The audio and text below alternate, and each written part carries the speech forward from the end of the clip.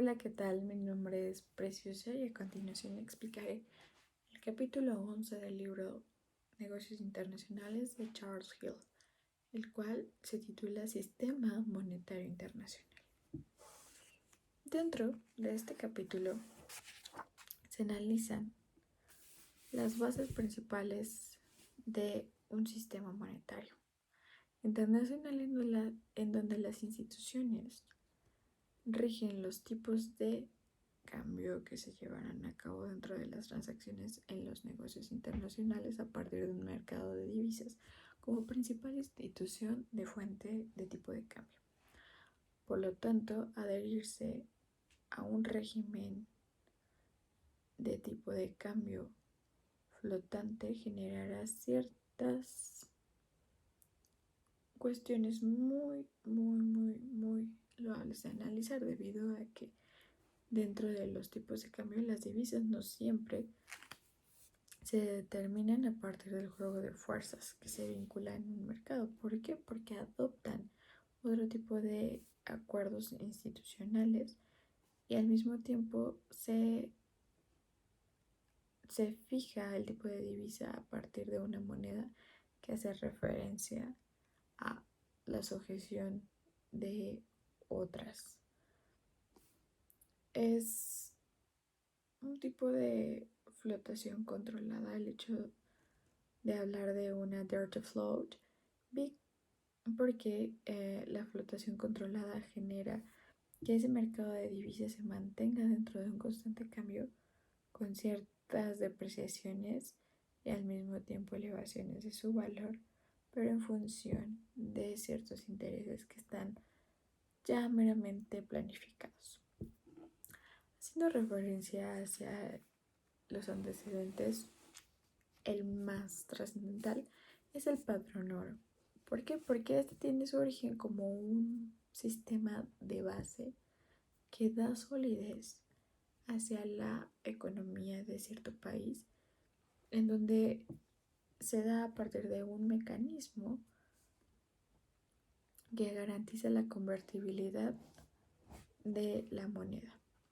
Es en un sentido estricto determinar el valor de la moneda a partir de diferentes unidades respecto a cualquier otra moneda en el mundo, por lo cual es importante saber que en determinado momento se llegó a abandonar este patrón, pero no fue nada formidable, no trajo buenos resultados, entonces volvieron a recurrir a este patrón.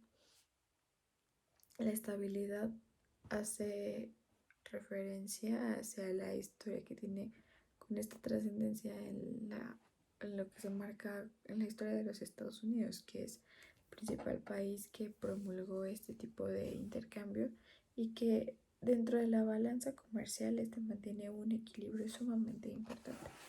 ¿Por qué? Porque justo es el respaldo que se tiene dentro de un sistema de constantes intercambios y que debe de tener una solidez.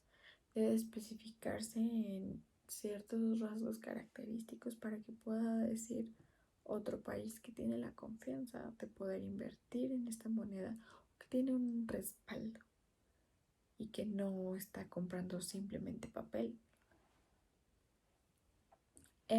También es importante definir el papel del Fondo Monetario Internacional a partir de un antecedente histórico que es el Bretton Woods. Este se da a partir de la Segunda Guerra Mundial, en donde se vieron involucrados 44 países con el objetivo de diseñar un sistema monetario internacional. ¿Por qué? Porque justamente dentro del tipo de negociaciones que se fueran a hacer necesitaba haber un ideal y un solo sistema por el cual se rigieran todas las negociaciones futuras. Pues el objetivo se idealizaba dentro de esta manera como un sistema en el cual se pudieran definir ciertas reglas y condiciones y que todos estuvieran de acuerdo para poder tener beneficios mucho más eficientes. Por lo tanto, el tipo de cambio que se dio dentro de este sistema era facilitar el crecimiento económico después de este tremendo conflicto de la Segunda Guerra Mundial, pues la intención aquí era generar más ganancia para sacar adelante a sus naciones. Sin embargo, posteriormente el papel del Fondo Monetario Internacional también se dio a la labor de hacer su tarea en donde mantenía fijos los objetivos, que eran la necesidad de mantener un régimen de tipo de cambio controlado que vigilara las diferentes devaluaciones competitivas y que también estuviera vigilando la competitividad y estabilidad, evidentemente dentro del comercio mundial, así como imponer una disciplina monetaria a los países, pues se les obligaba a reducir la inflación. Estaba previniendo de cierta forma una crisis. Por lo tanto, es muy interesante que este déficit comercial creciente generara todavía mayores trascendencias dentro de los ámbitos que se explican. ¿Por qué? Porque también existen los factores de flexibilidad, factores que deben de considerarse dentro de una disciplina que de alguna forma tiene una política rígida con un tipo de cambio que no suele tener tantas ventajas o que está muy sistematizado y las normas son muy duras y que por ende no todos los países podían integrarse, pero que también eran necesarios que fueran incluidos para la competencia. Por lo tanto, la flexibilidad hizo que dentro del Fondo Monetario Internacional la facultad de presentar divisas a diferentes miembros tuvieran mayores oportunidades de generar o de inmiscuirse dentro de una balanza de pagos para poder tener esa participación, pero que al mismo tiempo estuvieran o generaran dependencia dentro de otros países, pero que también respetaran las normas y que todos pudieran seguir generando mayores ganancias. Eran necesarios, no podían entrar porque no cumplían con las características necesarias, pero eso no significaba que no hubiera una manera de tratar de hacer referencia y utilidad de esos países. Siempre hay una solución para todo. En este caso no iba a ser la excepción. ¿Por qué? Porque se necesitaban. Entonces, si hablamos de dinero y de cosas que convienen, evidentemente iban a ser aprobados o iban a buscar un plan de acción mucho más factible para esas naciones que no podían cumplir con todos los requisitos como tal. También el Banco Mundial tiene un papel muy importante dentro de todas las estructuras económicas que se dan a partir del comercio internacional, debido a que este se fijó a partir de una reconstrucción y un fomento para las economías, dado que se generaban este tipo de necesidades internacionales y no se pretendía solamente contar con un respaldo que era el Fondo Monetario Internacional, sino también el Banco Mundial, el cual podría tener decisiones e injerencia dentro de las actividades comerciales que se negociaban alrededor del mundo. Dentro del régimen del tipo de cambio flotante existen muchas variantes que, que de cierta forma son muy inciertas y que no pueden tener tantas estructuras porque dentro de los tipos de acuerdos que se han gestado desde la historia a partir de los años 70, las crisis que se vinieron suscitando petroleras, las de pérdida de confianza en el dólar, y las crisis monetarias que tuvieron lugar en Asia, o sea, todas esas desde 1973 hasta el 2011 se vieron como un gran problema y con tendencia a la baja dentro de los índices de crecimiento de capitales e inversiones en un sistema monetario internacional.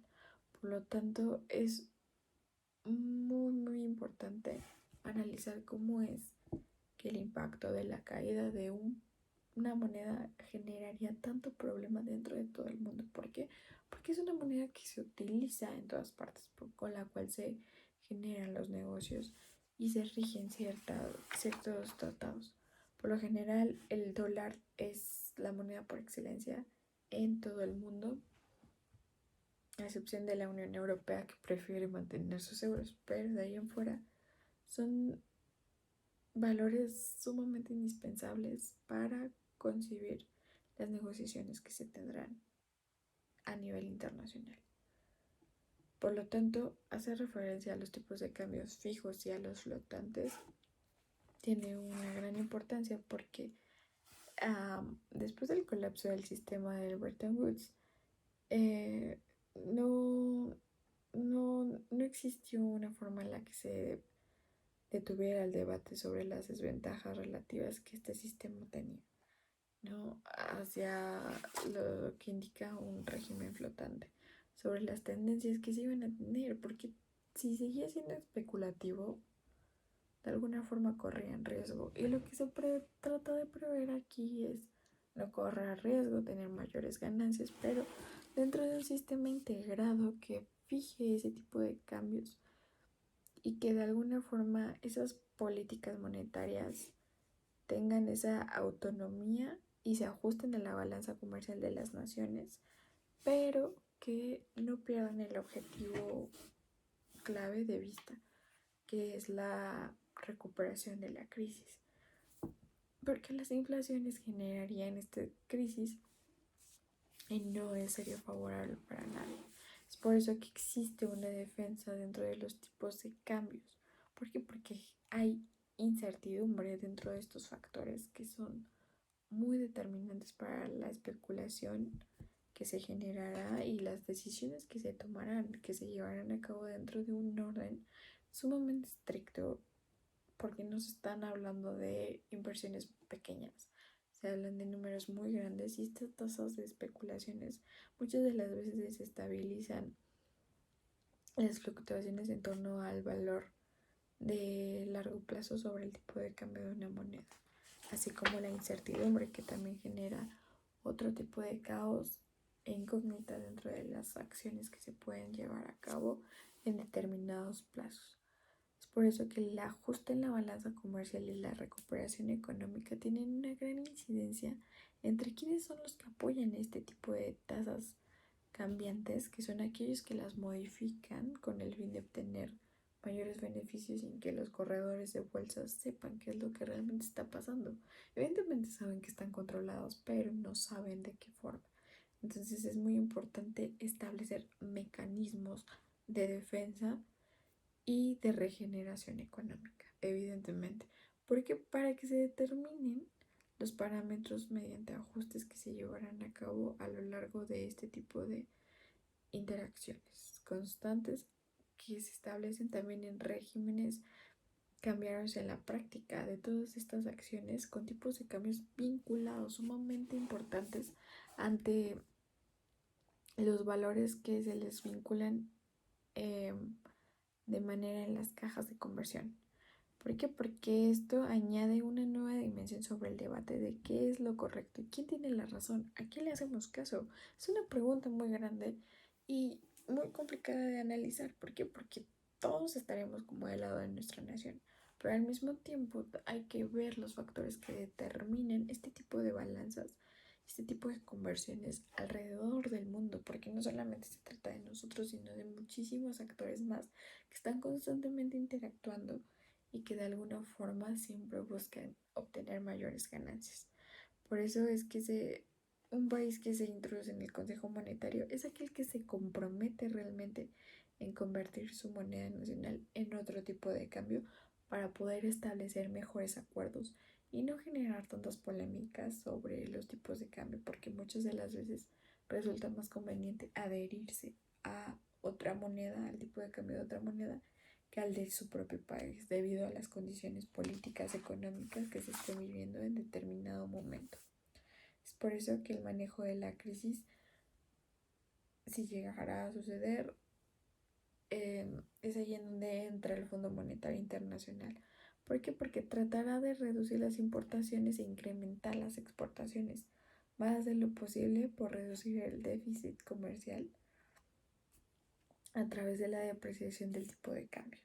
Entonces, todo este tipo de actividades que el Fondo Monetario Internacional tiene a través de las funciones periódicas que se dan con base en la deterioración de ciertas acciones que se repiten constantemente, tienen una gran incidencia en las políticas macroeconómicas.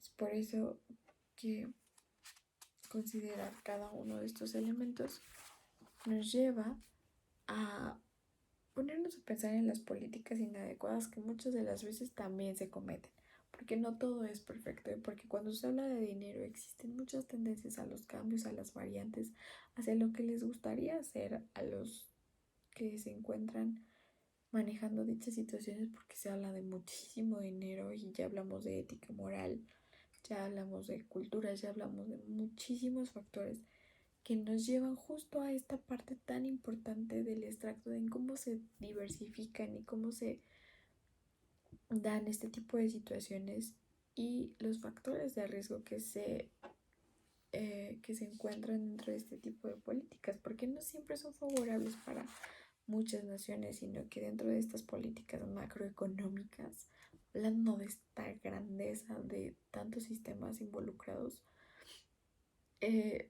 reside muchas veces en problemas por las inadecuaciones que se les hacen y por los factores de problemáticos que producen para distintas naciones.